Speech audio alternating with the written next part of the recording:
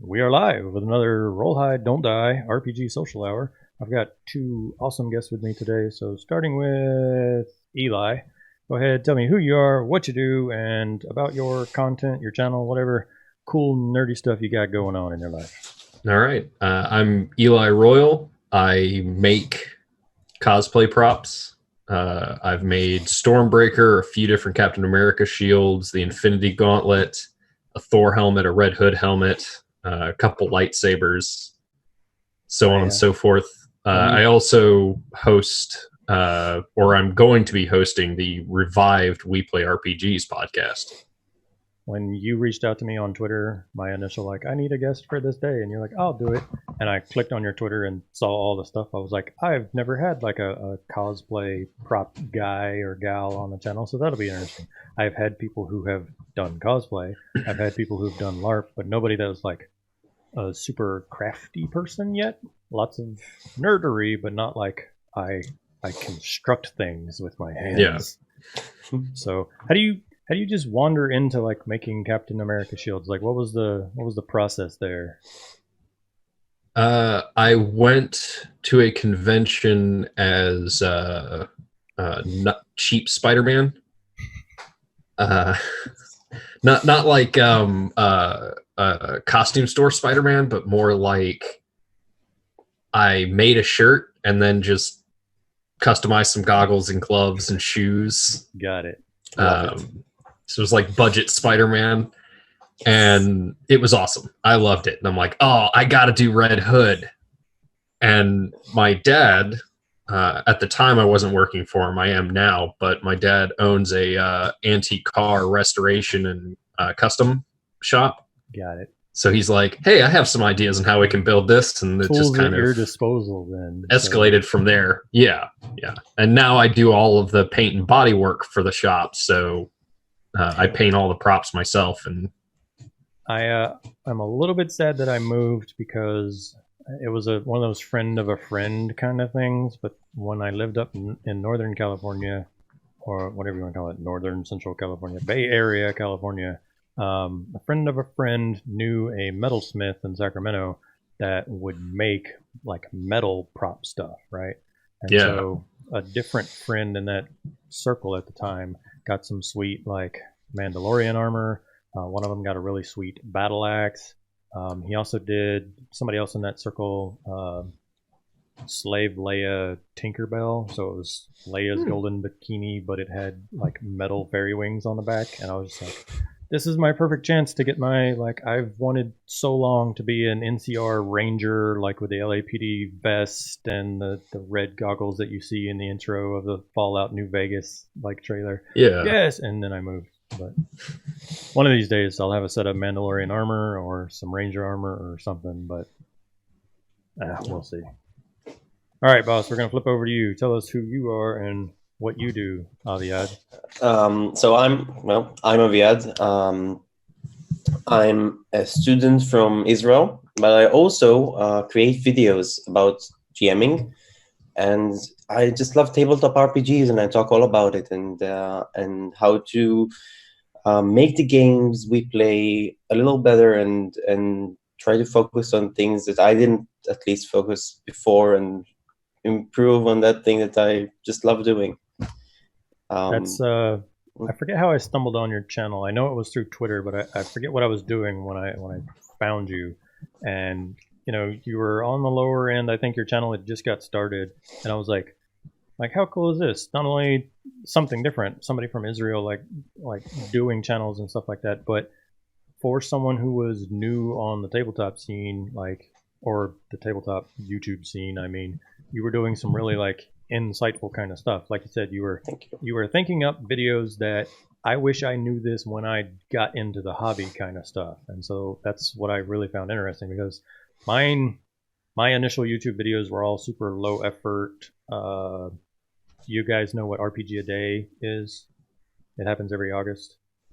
Well, we've got 2 days to figure it out, because every August is RPG a day on Twitter, and I'll get you the links to it. I forget who does it, Autocratic or somebody. But every day in August, there is a question or a topic or whatever. And so there was an image posted the last several years. And, day one would be like, what's your favorite module in any RPG you've played?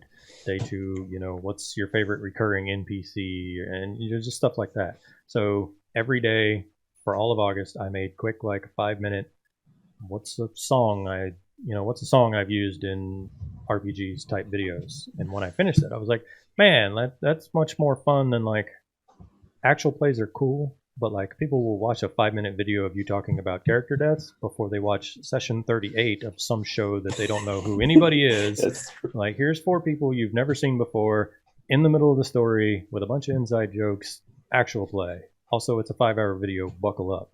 Nobody's going to necessarily come in very few stuff. But a 5-minute video about a specific topic will draw some stuff. So I was like, okay, I could do that. And that's where my roll high, don't die came from.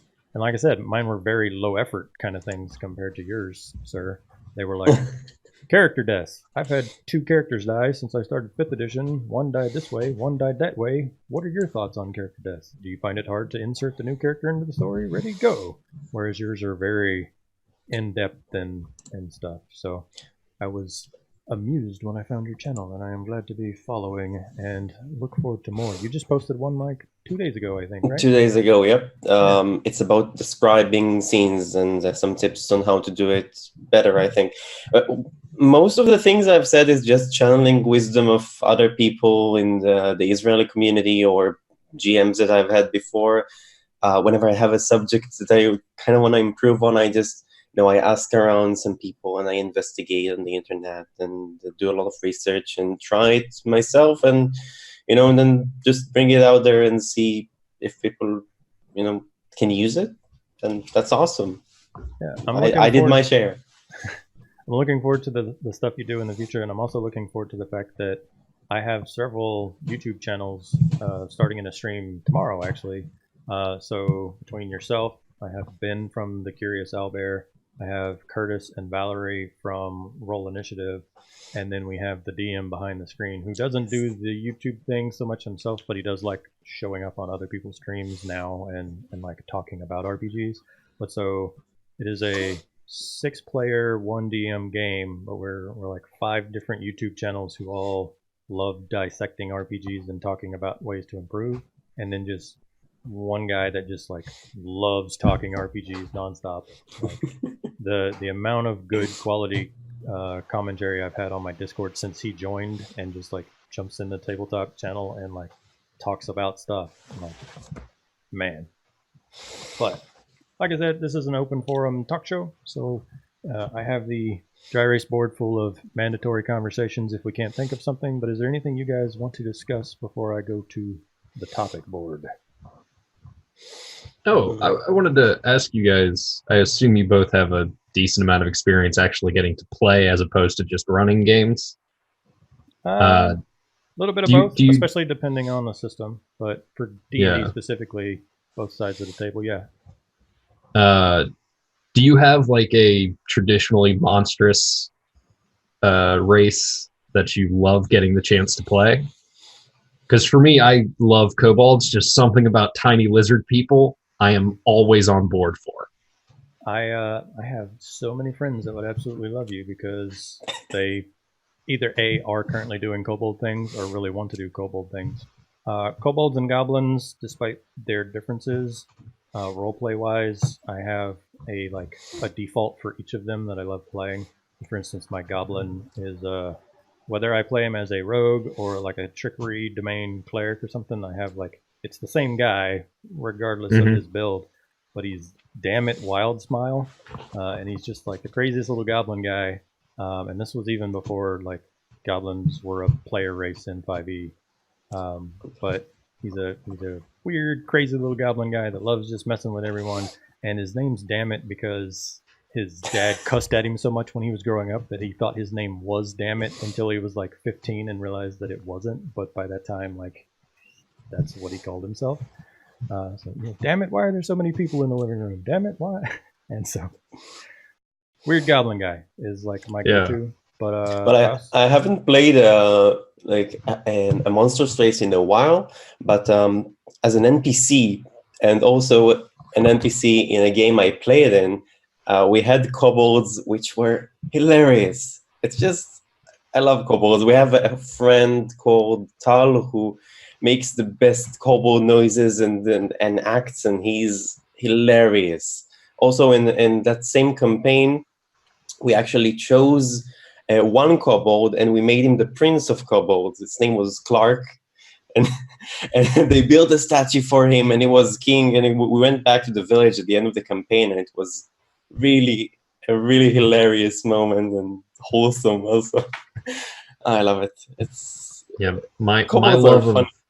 my love of kobolds extended far enough that the homebrew setting I've been working on for the past few years and will hopefully be able to publish in the next year or so. Kobolds are a standard race. I've made sub races, the whole thing, whole new culture. They've got a couple different gods. I am definitely curious in that. A buddy of mine, Steven the DM, he runs a small YouTube channel. We know each other. We played IRL for a little bit before they moved first, and then I moved, and we're still within driving distance of each other. He hangs out on my server, but he loves him some kobolds, and our in-person game, like, he literally just got a bulk of kobold minis, and then so every fight was a bunch of kobolds because he had 30 kobold minis. So our first game, him, me, his wife, my wife, 5e, was a bunch of kobolds who had found this big lizard thing. It wasn't actually a T-Rex, but they treated it like a dragon, a T-Rex, and kind of worshipped it. But it was just this big dumb lizard that had this whole crowd of like 30 little guys running around after it, worshipping it as it rampaged through the small town and stuff like that. So he loves the trappy, like hit and run guerrilla tactics styles of kobolds, which is why he picks them over goblins, which are normally a less smart combatant. But he loves the like setting traps and then letting the players walk into it, and then like while they're dealing with the trap, a bunch of kobolds attack you. The moment one of them gets too hurt, they all run away, and you're like, okay, we won, until you get 20 yards down the road and the next trap goes off, and then here comes all the kobolds again. So. Yeah, in the setting, I fell in love with this idea that kobolds would have a very utilitarian society. So their art is like a well-made hinge is a piece of art to kobolds, but a painting maybe not. Yeah, because what does the painting do? It doesn't do anything. It has no intrinsic value. So yeah. But the weird thing with kobolds in my world is they don't like horses or other beasts of burden whose mouths don't open all the way to the end of their jaw. It just freaks them out. It's how do you come up with that? Like, it's always interesting to me to see the like world building process, because that was a random decision. Like, I was playing a kobold barbarian, and they wanted us to get horses, and I just decided in the moment, no, they freak me out. Their mouths are tiny, but their jaws are huge. It's not natural. And I thought it was hilarious. I'm like, no, I got to hold this. This is just a through line for most kobolds in this world. I love how many things are canon in people's worlds because of like one stupid either decision or a dice roll that made you make some sort of decision. We have that power. Yeah. We can do that. I have a homebrew setting that's like very, very, very far from anything solid, but I have very sandboxy areas of it. And one area is literally just built up on everything that's canon in that area. Is effectively I did broad stroke stuff and then played a bunch of one shots with people there, and whatever they did, like that now influenced the world there. So I've told the story before, but there's a guild now in the port that actually makes the lenses and stuff for the lighthouse out on the point, just because one character was a guild artisan and he needed something for his tie-in to the world. And so that's a thing now. Like, they ship in the lenses to Port Greenheart, and the lenses go to the big, because it's not just a standard lighthouse, like it's an arcane contraption that illuminates the reef out there called the Hull Breakers. And so all of that is based off of, hey, what can my artisan guy do? I don't want to just be like, I make silk. Like, I want something snazzy. And so that's canon now. And there's a whole story with a chicken and a goblin and creating a chicken-based religion, but I tell that one way too much. Chicken-based religion. Yeah, Interesting. see, what had happened is I do these one-shots where, like, every person is from a different channel, essentially. And so I had Mike from Legends Die Live, the DM of that stream. And he loves, in my games, playing what's an NPC in their campaign. And it's a high elf wizard, Diveris. And so he was casting illusions on the chicken to make it talk to the goblin, because the goblin got bored while people were doing the, like, let's talk to the NPC and find out the quest. So the goblin's over there just messing around with a chicken. So Diveris is smoking pipeweed and decides to fuck with the goblin, and he, like, cast an illusion on the chicken's face to have it talk to the goblin. And then next thing you know, the goblin's running through the swamp holding the chicken above his head. Lord Cluck Cluck demands it. And so chaos ensues, and for the next 5 hours, like, yeah, they technically kind of dealt with the lizard folk problem, and they did actually beat the bandits out at the lighthouse, but it was all done with, like, we're going to go into the lighthouse, we must protect Lord Cluck Cluck, let's build him a spot to sit while we go deal with the bandits, because Lord Cluck Cluck demanded. Oh look, Mike's in Twitch chat right now. He always shows up just in time. In a vein like that, every game I run, no matter who's in it, they always end up adopting an NPC, like just insisting that that NPC be involved at all times. I ran a Western game and randomly generated a name for this random NPC who was only there for them to briefly fist fight and then get some information out of, but his name was Anger Boston. And apparently that's like a traditional Protestant name, but his name was Anger Boston, and they wouldn't let it go. And they're like, no, all right, next adventure, we got to go find Anger Boston, see if he knows anything about what's going on. I too have stories of players glomping onto an NPC that's supposed to be, like, unimportant. And it's a meme. I've seen comics drawn about it and stuff like that, but I can't tell you the number of times, like in the Eberron game that I did a one-shot. It was the same one-shot twice with 2 different groups. But there's just a goblin at a market who the party is supposed to basically buy a couple of things from him to get chummy and then ask him where they need to go. And he's got, like, 2 lines, and he's a goblin voice, and, like, there's room for everyone at the rat's market. And I was doing my, like, gruffy, lives in the sewer goblin voice. And then instead of just like, oh, the valve cluster's that way, cool, and leaving, they're like, well, you're going to show us. And they, like, basically tied him up and got all of his stuff, and they're like, go ahead, march. And so fast forward 45 minutes of them like, okay, now where do we go? Like, continue down the hallway, guys. But I was stuck doing this throat-killing goblin voice that I was supposed to do, like, hey, it's over there, and then be done with it. And instead they, like, he had to run and cower during the fights and stuff like that. And they're like, okay, the fight's over, lead the way. What do you want from me, guys? Yeah. And it's all the wife's fault. Well, it's jamming. It's part of fun, just... Okay, so that was one from each of us. Do you have one? Do you have, like, an NPC who was supposed to be unimportant but, like, ended up playing a much bigger role? Or, like, a town location, something that was supposed to be completely minuscule for your game, but then the players made such a big deal about it? Well, I had a few. Always the merchants in the magic shops are interesting fellows.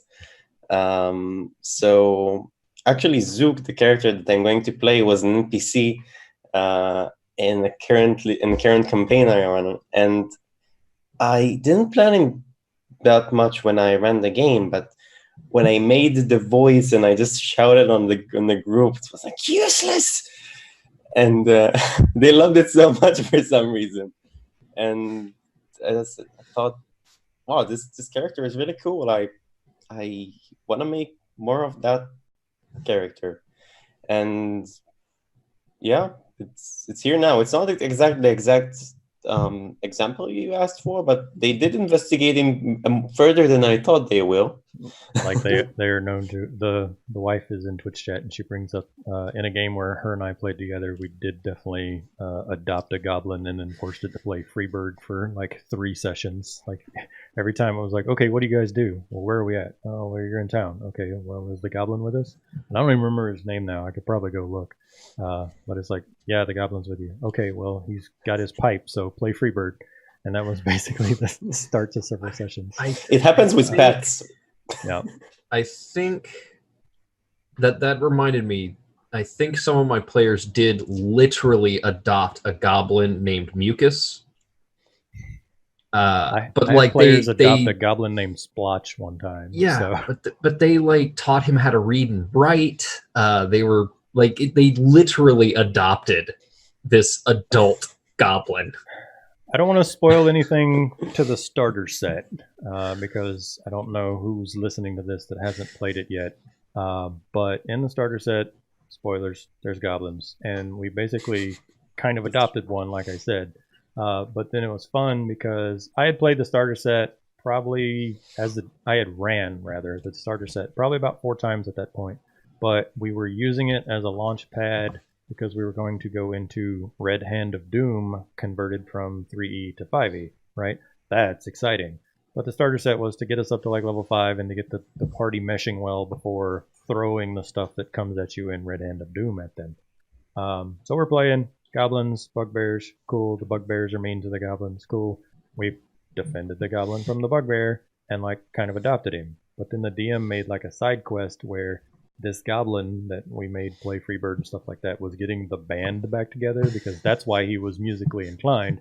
Clearly he was part of a goblin band. So we had episodes where we freed all these other goblins and then we played as the goblins on like a side campaign to like do an assassination attempt on the bugbears that had picked on him like way back from session 2. We had a goblins only like assassination attempt and it went great because we just had That's like, wonderful. We were literally we weren't like super player classes or anything. We were like level 1 goblins, like a fighter, a ranger, and a rogue. Like 2 fighters, 2 rogues, and a ranger, and like no heals, no nothing crazy, just like here's a sharpened stick and a short sword and a short bow, go kill bugbears. And it was just such a random weird funny thing of I remember the rogue assassin really jacked up like trying to put poison on everyone's weapons and accidentally paralyzed himself, so we were like, we're ready to go now, and he was frozen.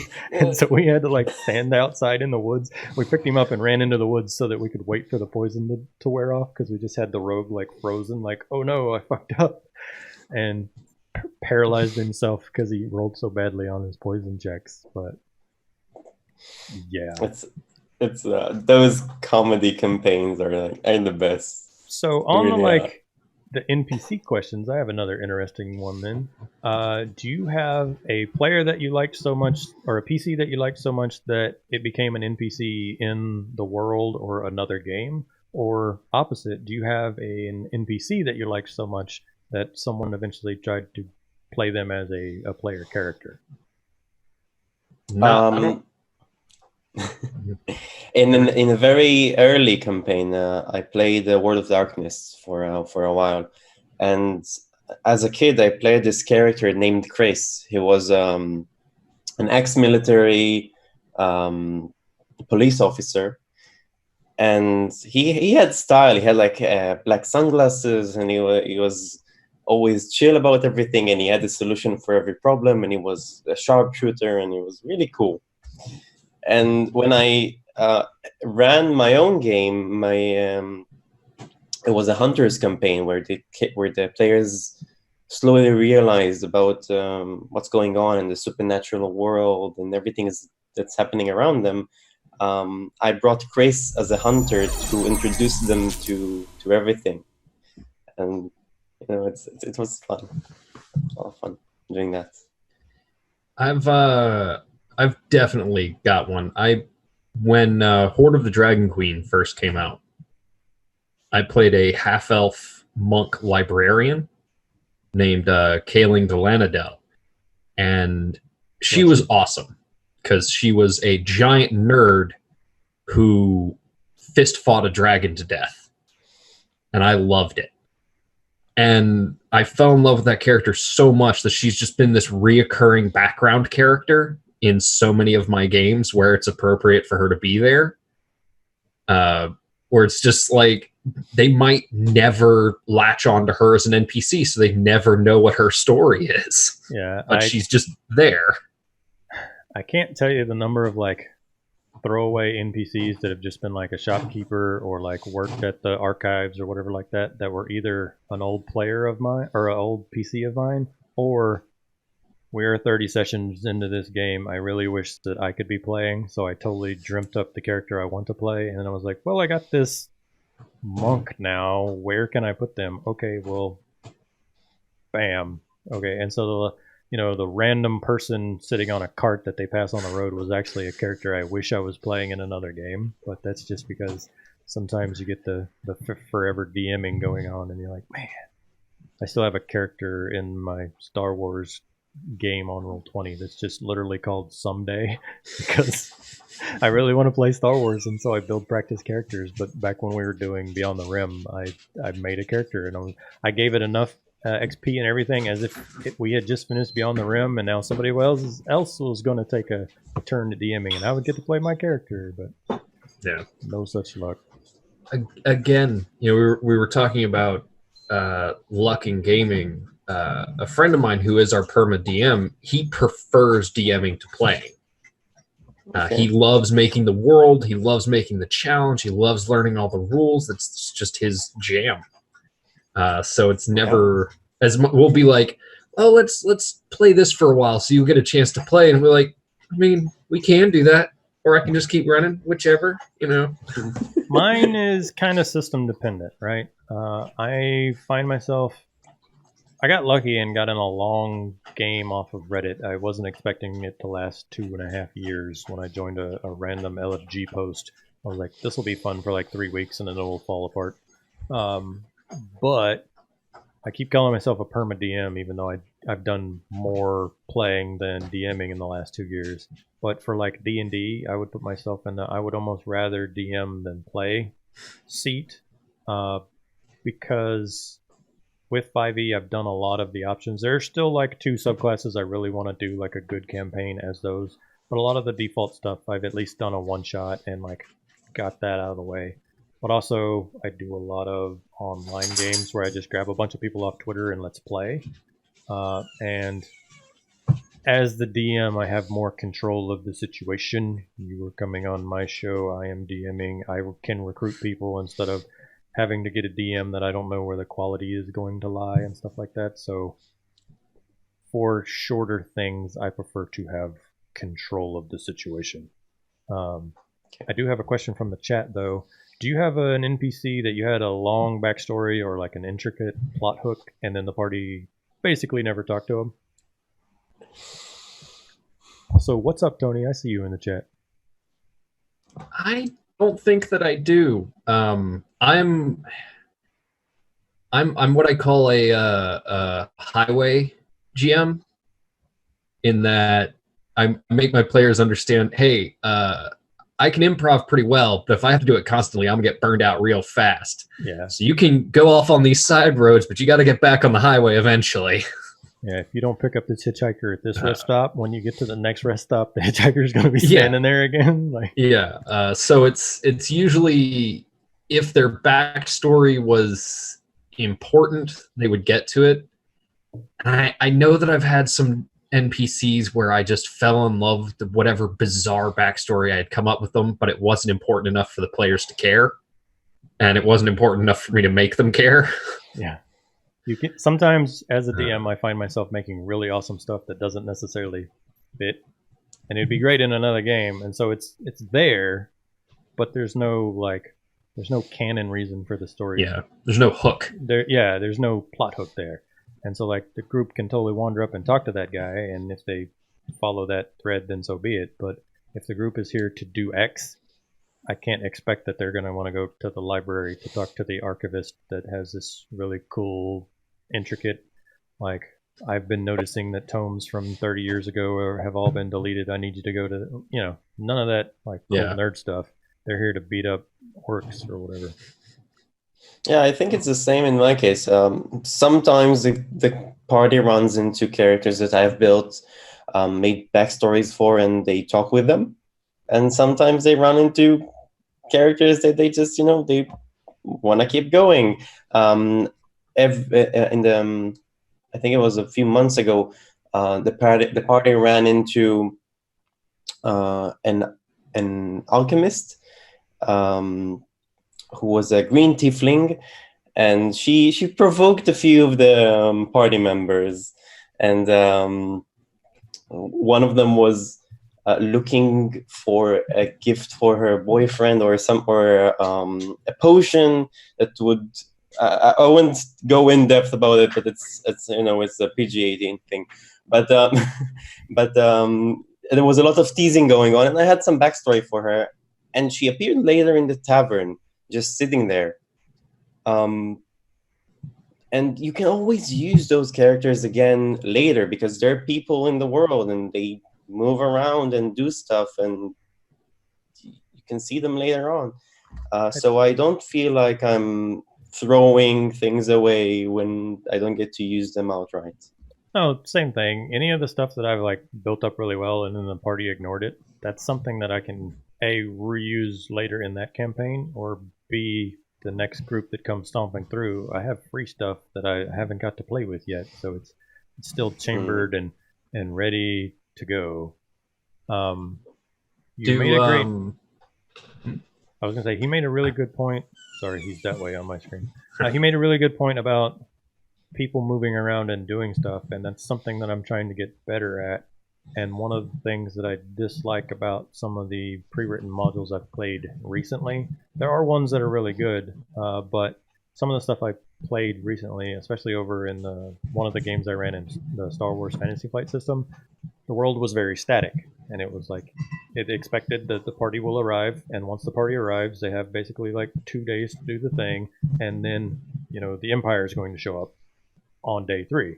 Okay, well, that's great, except we know how parties are, and just they show up, they burn the place to the ground, and they're ready to leave on day 1. But okay, well, the Empire is not supposed to show up for 2 more days.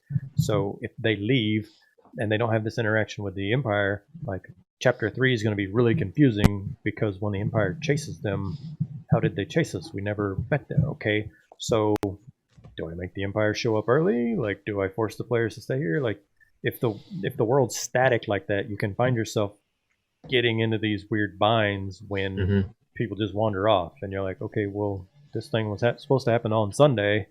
I guess it won't happen now. So that's just a side rant of mine. I don't try to make an MMO world where every quest giver is standing outside of their house waiting on the party to walk into town. Like, if you walk into town and you take a quest to go deal with the rats in Grandma's basement, but then you leave and you go do stuff and you come back at level 6, Grandma's not going to still be standing there asking you to like deal with the rats in her basement. Grandma got somebody else to do it. Yeah, somebody else did it. Another level 1 adventurer did it, or like she tried to do it herself, and now there's fallout from it. Also, thank you to both of those follows. We've covered. Oh, go ahead, Eli. Oh, I was gonna ask. In my gaming group, we have a lot of different people who run occasionally, but I seem to be the only one in my group across some tiny thing. Like, for instance, I'm writing a small adventure there's on the podcast to go through, based entirely around my desire to do like an old-timey 20s farmer accent. Like the, well, you came around here and there wasn't a whole lot to do.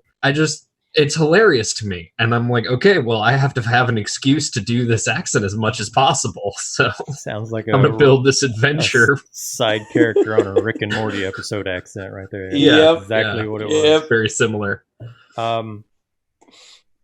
A question I thought of a minute ago is, we never actually did the, like, what systems does everyone have experience with? I noticed Aviad mentioned World of Darkness. I threw out some Star Wars and stuff like that. So easy softball question. Aside from the pink elephant in the room, Dungeons and Dragons, what is everyone, like, how did you get started with RPGs, and what have you played in your tenure? And then I guess follow up, what do you really want to play but you haven't got to bring to the table yet? I got started playing Vampire the Masquerade. Because I harassed my brother's 7 years older than I am, and I harassed him and his friends until they let me play. And then that was also the case for Dungeons and Dragons a couple years later. But I've played Aberrant, which was World of Darkness's superhero setting. I've played a couple different versions of Werewolf. I've played Silver Age Sentinels, which is a D20-based superhero game. Played a bunch of different versions of Savage Worlds, which I love that system. It's such a great plug and play. Yet, but I have folks from the Dice Tyrants community who want to like get a game of that going. Yeah. So A, if you're interested in that, I know people who are looking for players, and B, that is something that I also want to try at some point. I'll see if it fits into my schedule.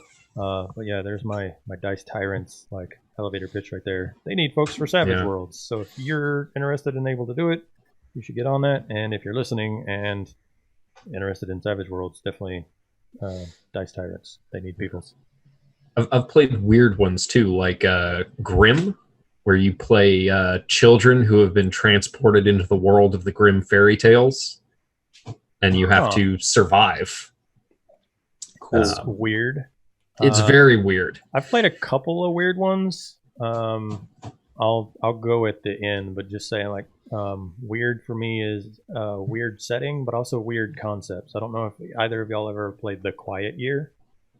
The Quiet Year, in like a very like, I'm going to badly paraphrase this, but you are not individual characters. You are all overseeing a community, and you draw cards out of a deck, right? And each card that you draw, there's a chart, and you look on the chart, and it's an either or question for each card, basically. So you draw like the 10 of spades, and you look at the chart, and it's like there was a disruption in the community, and it's based on religion.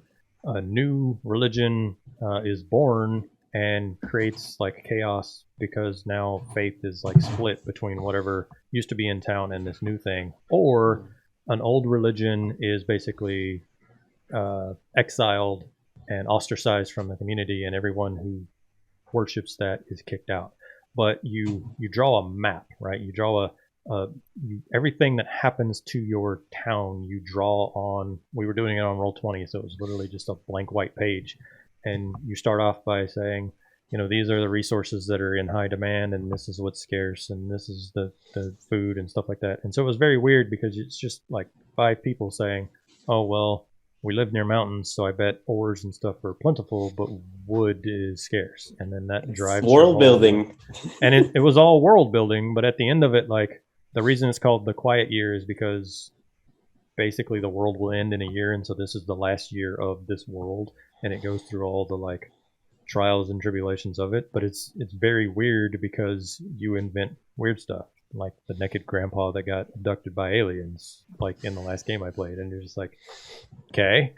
But like, it's weird to basically third person control a world instead of like, I am a gruff orc barbarian, and this is how good I can punch. It's really interesting. Your systems. So I got started with D&D when I was really, really small, and we moved on to World of Darkness, specifically Changeling and Vampire, and then some Mage as well. We actually did everything. Also, there was a werewolf thing going on. Yeah, there was a lot of World of Darkness when I grew up. When I started running, it's really good. It's arguably one of the best urban fantasy settings that you can find out there. And the thing I love it so much is they go through a lot of work of suspending the disbelief. Like, the world actively hides from normal people, and it makes you believe like this can actually be happening right now, and I wouldn't be aware of it because vampires are dominating people to forget they exist and control everything around them.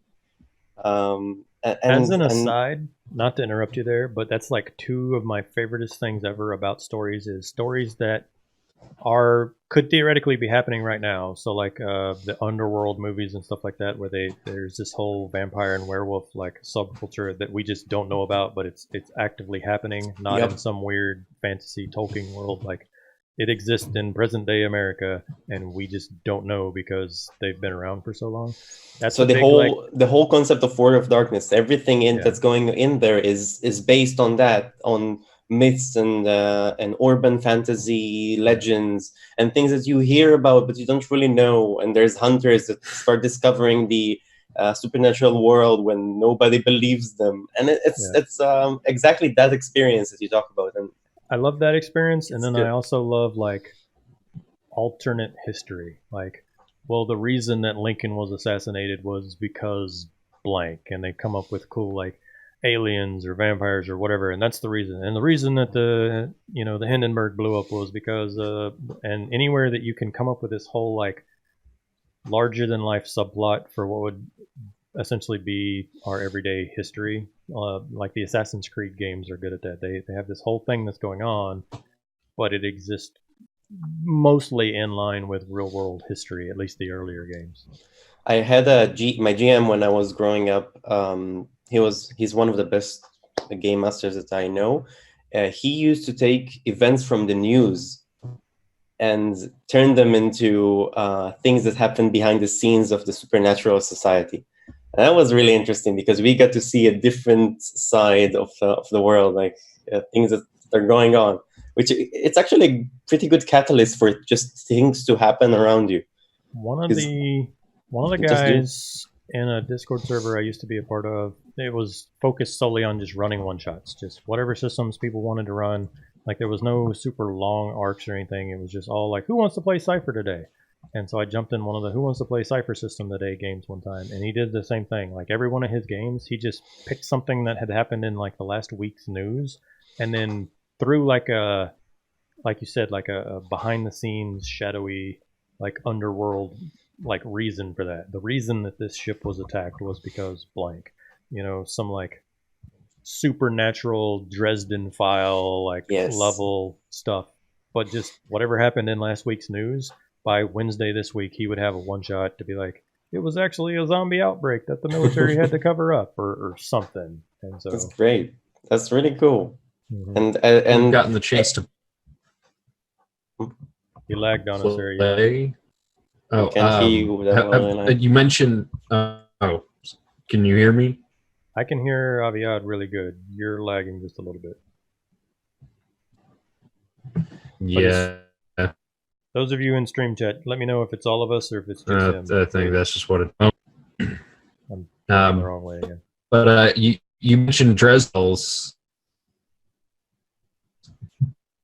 I can't hear him. And I was one who had gotten the Dresden files. It is according to chat, sir. It is just you. You are frozen and skippy for us, I'm afraid. Hold on. Let me see what I can do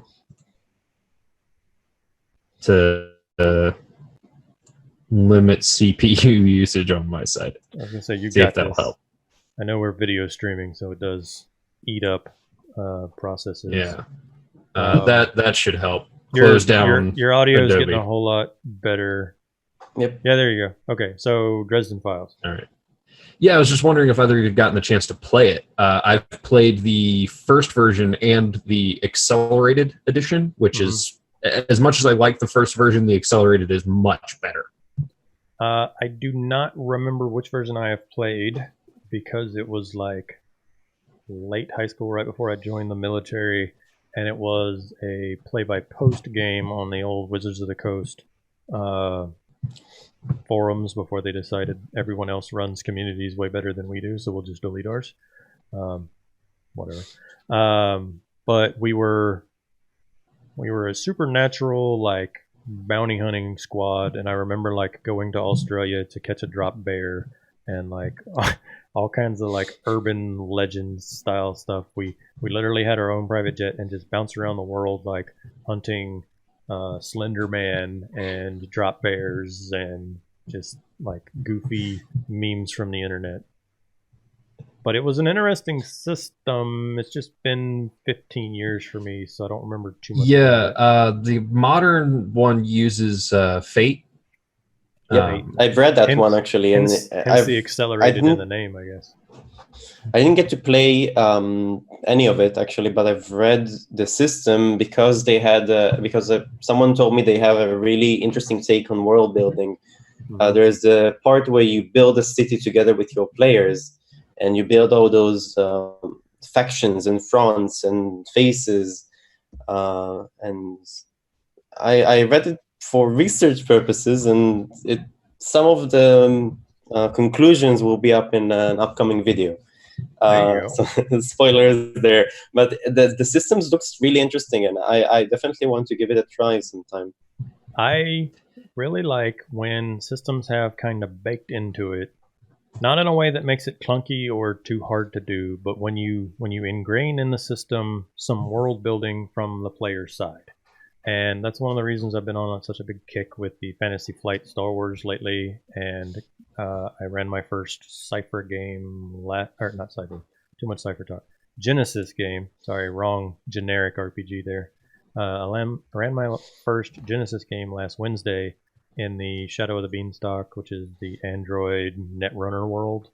But as much as some people dislike the proprietary dice, I like that it forces the players to buy into the scene and gets them to try to, like, for lack of a better word, bullshit the GM, because you roll a bunch of advantage and now you want something for it. I earned it. I rolled high, so can there be explosive barrels behind the guy I'm shooting at?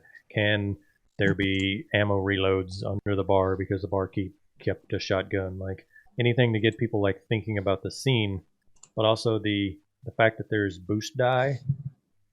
You don't get too much of that in D&D. Like, if I told you were needing to jump a pit in D&D, most people are like, okay, well, athletics check, like, what's the DC? Like 12? Cool. And then they roll a D20, and if they roll above a 12, they jump the pit. And if they rolled less than 12, they didn't jump the pit. And, like, that's it. But in that system in particular, you start getting like okay, well, if I get a running start, can I get a boost? Or if I throw my backpack over first and so it's just me, can I get a boost? And you get a lot more like buy-in because people want more dice to throw at the table.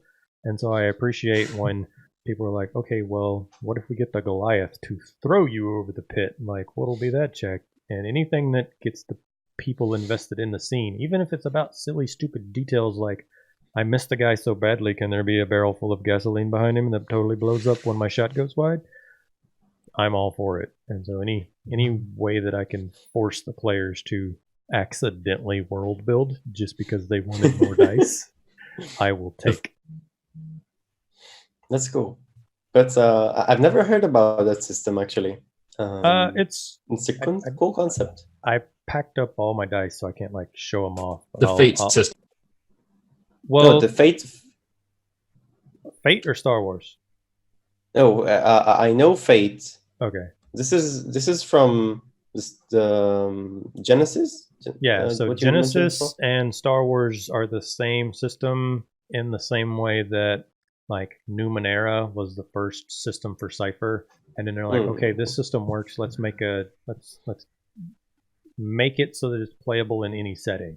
So that's what Genesis is to Star Wars. It is Star Wars, but then they grinded all the serial numbers off so that it is no longer Star Wars. You don't have a human, a Wookiee, and a Twi'lek. You have a human, and then you have a tough build, whether that be an orc or a dwarf or a cyborg or whatever. For some reason, this character is tougher and stronger. So instead of a 7-foot-tall Wookiee that can rip your arm off, it is just the tough archetype, and you fit that into whatever story you were telling.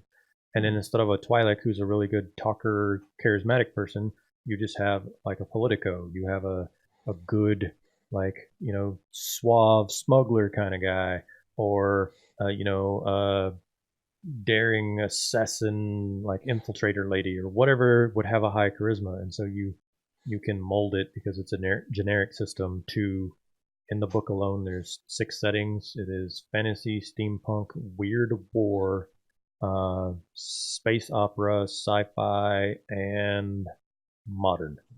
And so based on what you're doing, you just steal rules from whichever settings. So if you want to play D&D, cool, that's fantasy. If you wanted to play in Shadowrun, okay, well, we need fantasy stuff, but also guns are a thing, so let's steal some of the guns and computer hacking rules and stuff from science fiction and mesh them together. So you just acquire what you need from the different pieces of the book until you... It's much less of a ready-to-play out-of-the-box system and more of a, like, build your own RPG, but it's interesting, and the dice are weird because you have two axes. You have pass-fail, and you have advantage-threat, and they don't cancel each other out. Pass and fail cancel each other out, and threat and advantage cancel each other out, but you can succeed and then have, like, 5 threat. And so now you have to be like, okay, well, you successfully jumped that pit. What am I going to do with all of this threat? And so you're like, okay, you jump the pit, but then the side of the cliff starts collapsing, and while you're able to roll forward and like make safe purchase on the far side, the next person who jumps, it's technically 2 feet wider and is now a tougher. So you have these things that like affect the scene. That's cool. That's really interesting I stuff. nerd out about that one too much, so don't let me have like 10 minutes of just spilling. We got about 15 minutes left, so somebody else nerd out for a second. I'll shut up. You guys wanted to... I mentioned before we started the swarm of gnolls that I'm working on. Yes. My GM style is very much so players are heroes. You know, they're the heroes of the story, so I want to make them feel like the heroes of the story. And I was trying to figure out, in 4th edition, they had minions, which were, 1 hit point, low damage, easy to take out. I can't. Did we lose him? Eli, I think we lost him. Eli, come back. It was a way to...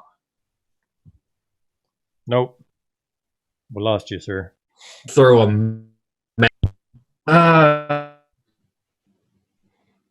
Aviad, you can still hear me, right? It's just him. Yeah, I'm with you. I'm with you. I'm right here. Technical difficulties. Yeah. Of You course, guys hear me? we can hear you, but your video is frozen. Of course, the important thing, the swarm of gnolls, is where your camera starts messing up on us. Yeah, I don't know. You were talking about like, well, the throwing swarms of enemies.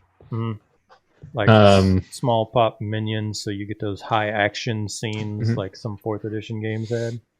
Yeah, minions. In 5th edition, it's just action economy is a lot more important in 5th edition than in 4th edition. So at the suggestion of my forever GM, I instead modified one of the swarm statistics to be gnolls. So it's just this huge crowd of gnolls that will attack the players, and then with every swing, you're killing 5 or 6 gnolls at a time. Just it's a little more dynamic for low-level players, I think. I hope. Yeah, that's cool. I mean, it definitely gives them the vibe that they are the heroes of the story, and they're now fighting monsters and minions that's coming at them, and you can have like this swarm of gnolls all act together, and another entity like the leader of the clan or whatever.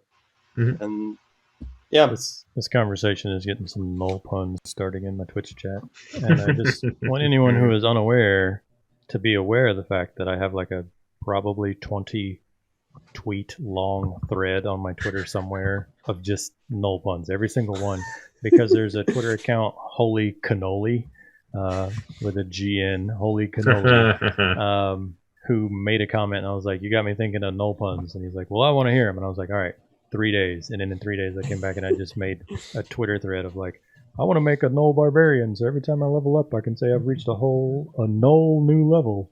And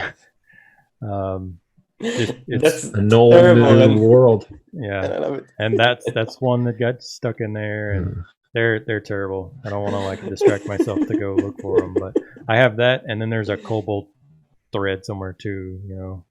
What do you call kobolds who were best friends? Brobolds, and then slowbolds, and A bunch of kobolds I lounging love the around bro watching. bald.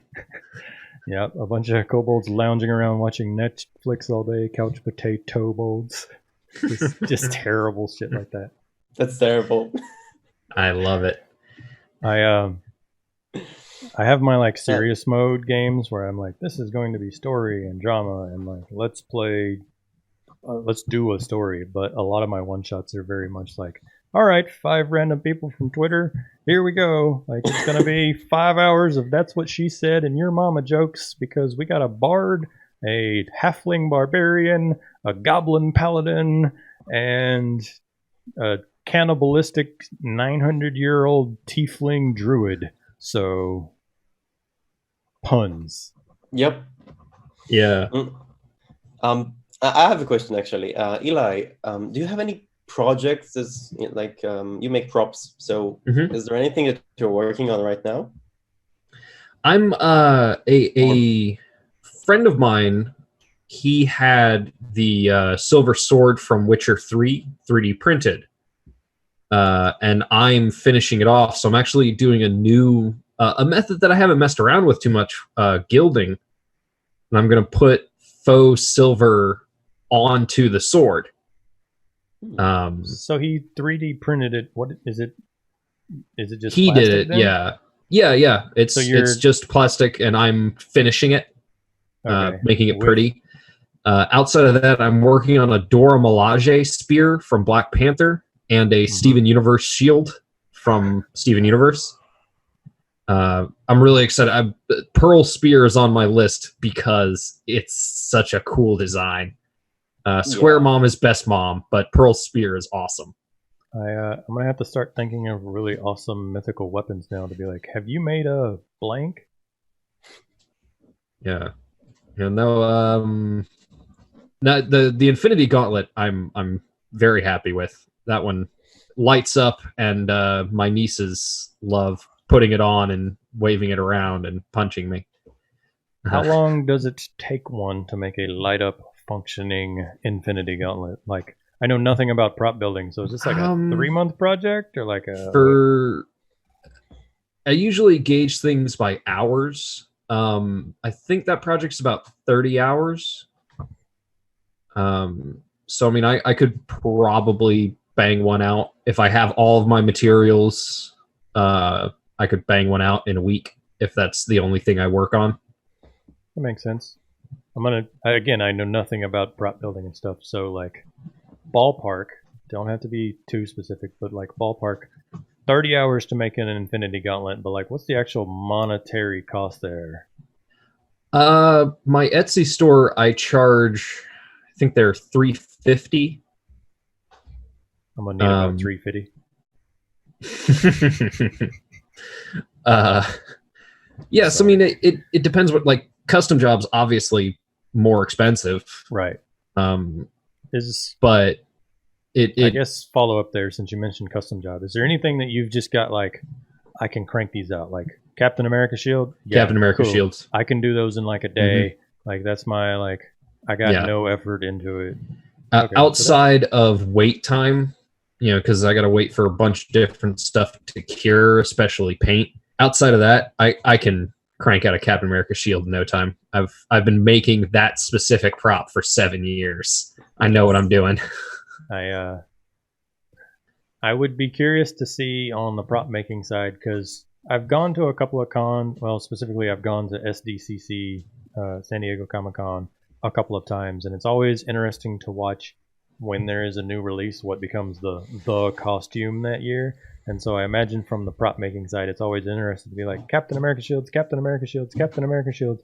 Okay, everyone wants Black Panther now, or everyone wants something new came out in the newest, Iron Man film, and now everyone needs that new gauntlet or whatever. And now I have this pile of Captain America shields, and I'm like, or like, Deadpool. As soon as the Deadpool movie came out, everybody at Comic-Con that could like spend $40 on a piece of spandex was cheap Deadpool.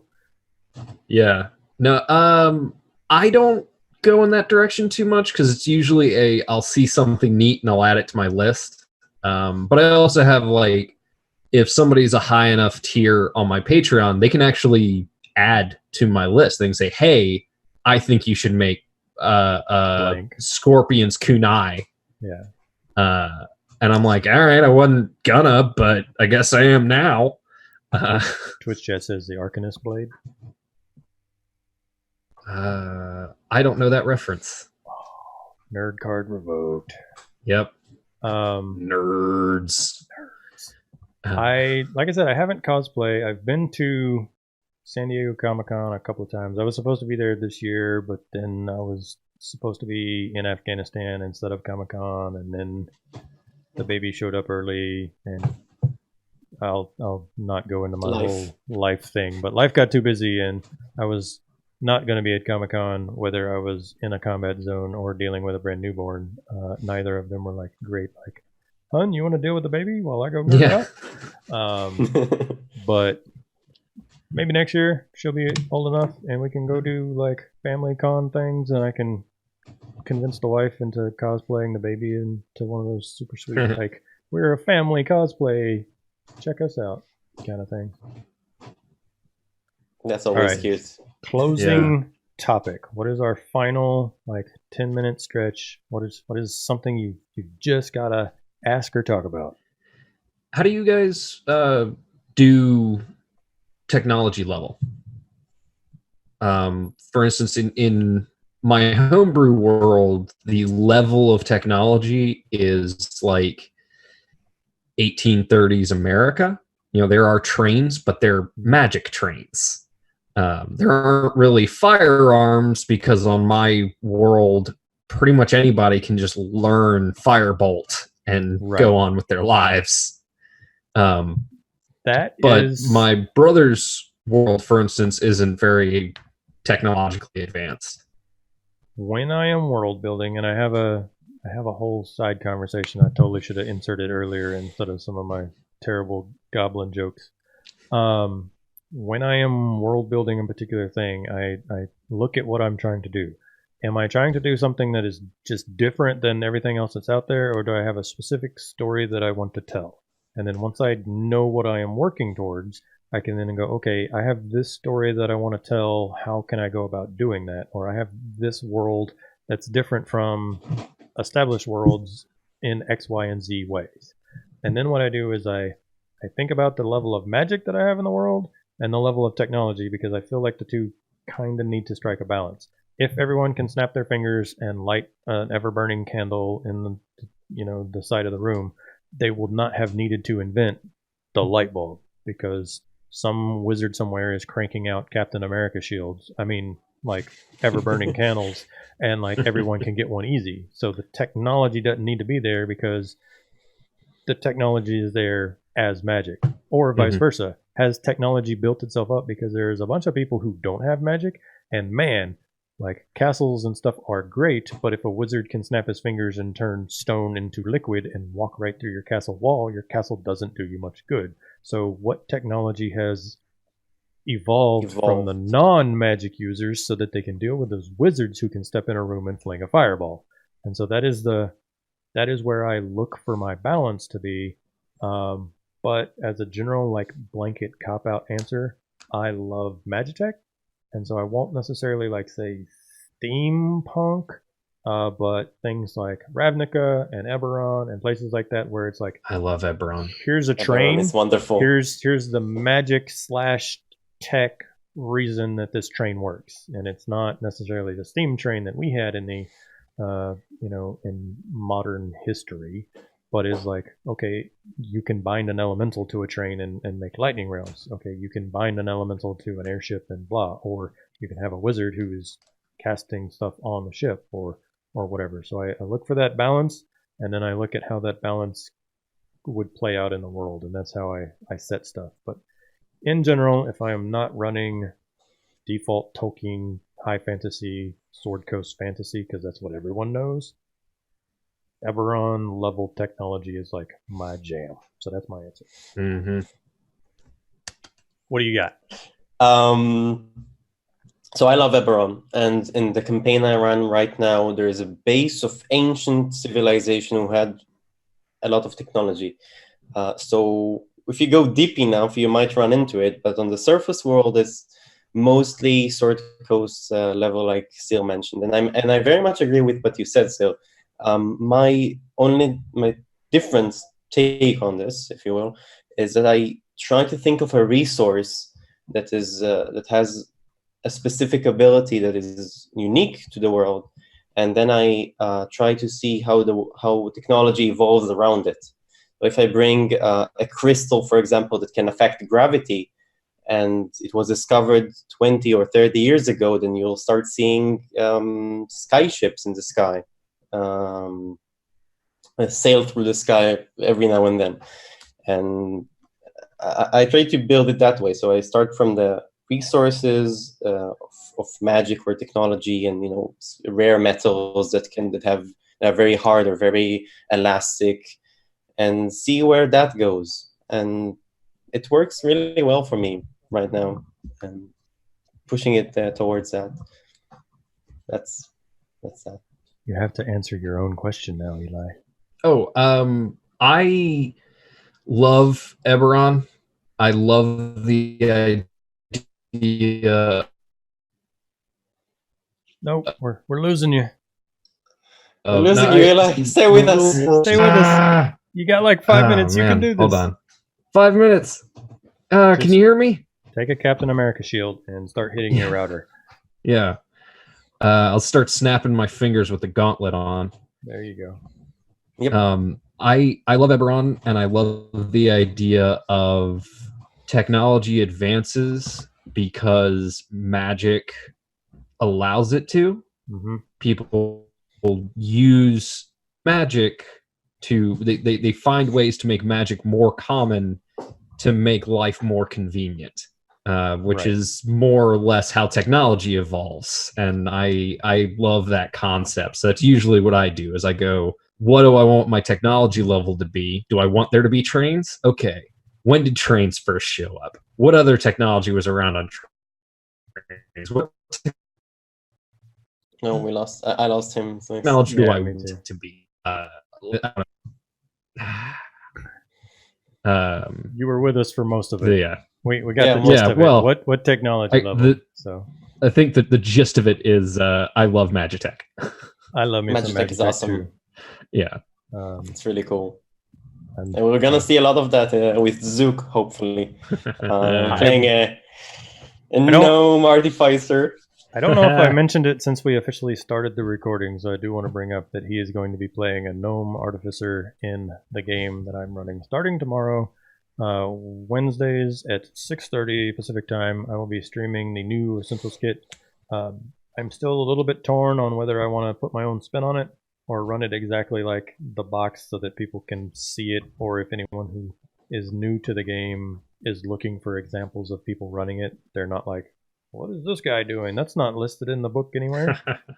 But even if I run it based explicitly on, like, if I just read box text the whole time, it's actually a pretty interesting adventure. It's a little more sandboxy than the starter set. And the characters that have been built for it, including his character, have me super excited to see how things play out. And I don't want to spoil anything for him, but being a gnome artificer, there's already some other gnomes, and I am just waiting to see what happens when Zook meets some Tinker gnomes. So, like, no spoilers, but, like, the fact that you built that character lines up perfectly with one of the quests, and I'm just like, yes. Yeesh. I love it. I can't wait. But, gentlemen, that has been our hour, and I am going to go rescue the wife from the newborn and take my turn. Good luck. I was at work all day, and so I'm going to give the off-duty supervisor a break from the baby. This was a lot of fun. I'm glad to meet both of you in person, air quotes there. Eli, I know this is the first time we've talked at length. We talked a little bit on Discord and a little bit on Twitter, but it was nice getting to meet you proper and to learn more about prop making and stuff like that. And Aviad, it's been a pleasure. I know we've geeked out on Discord a bunch, but like actually getting to sit and talk to you and see your mannerisms and stuff has been super awesome. And I am so hyped for the game tomorrow. So closing comments from the pair of y'all. Anything you want to mention? Knock yourselves out, and then we will get on out of here.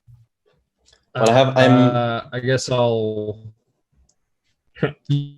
You first. My audio.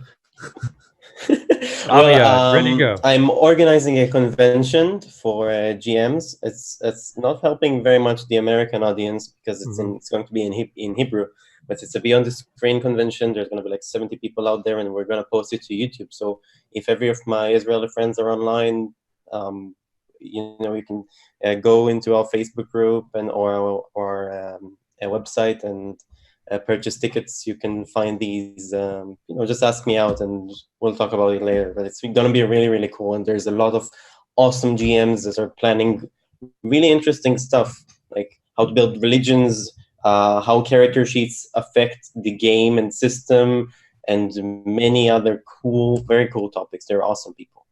One of these days, I'm going to have a whole specific conversation about language and things that translate and don't translate, and how running games can be, because I'm a linguist nerd myself, and so I unfortunately don't know anything about Hebrew, but I speak very bad Persian since I haven't used it in like 10 years, and very broken Korean, and it's interesting to see the things that don't math over well. So I'm curious to know how you feel things changed based on which language you're playing in.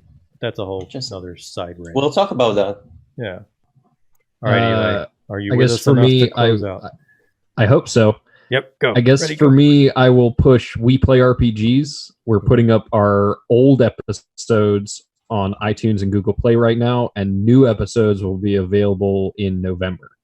Okay. But if people get in early, they get a thank you on air, and could potentially, if they donate enough to the Patreon, add NPCs to the game. It's one of the things I've been curious about whether I should start doing, especially with my upcoming processes. To what degree do I want the audience to be able to affect the world? And I'm thinking about basing one of my things off of something really cool that the Legends Die live stream does, which is basically at their halfway break, they let the audience vote to give the Legends Die to someone. And that's less of the like, if you give us $5, you can give an inspiration to anyone, including the DM. And so that's less of the like the audience wanting to ruin's not the right word, but you would get less trolling that way, because it actually requires people to think about the world building and stuff, or to affect the story, hopefully in a positive way, even if it is from the DM standpoint. But I digress. I'm going to get out of here. It was great having you both on the show. I have your Twitter handles and stuff underneath your pictures, but websites, your YouTube links and stuff like that, just make it easy on me and send everything you want me to link down in my YouTube description to me on Discord, and I will spam all the stuff you want me to spam. And with that, I am going to go raid the RP Geeks, because they are a high quality stream, and I think that they need more attention. So, bam, we are out.